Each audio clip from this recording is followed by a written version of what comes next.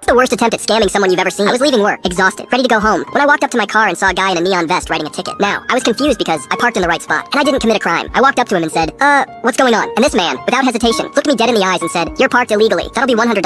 Now, I don't know much about parking enforcement, but I do know that you don't just hand over cash to some random dude in a vest. I told him, tickets don't work like that. I'll just pay it online. No, it has to be paid in cash, right now, or your car gets towed. So now, I'm in a standoff with some random dude holding a fake ticket while demanding I pay him like I'm in some mafia deal. At this point, I had a bad feeling, so I said, alright, let me just see your badge or credentials. And that's when everything changed. I don't need that. That's when I knew this guy was full of it. So instead of arguing, I walked inside and grabbed the real security guard from my work. The second the scammer saw him, his entire personality switched. Gone was the big bad parking enforcer. Now he was just some guy in a vest looking for an exit. The security guard walked up and said, "What's going on here?" And the scammer, who was just threatening to tow my car, said, nothing. And then he hit us with, "I was just heading home." Yeah, sure you were. Security wasn't buying it and called the cops before he could leave. And that's when this absolute genius made his next move. He ran. And when I say ran, I mean full sprint down the parking lot, weaving through cars like he was in an action movie. I watched as this grown man in a neon vest got tackled to the ground, kicking and screaming like a toddler in a tantrum. Now, instead of me paying a fine, he had to pay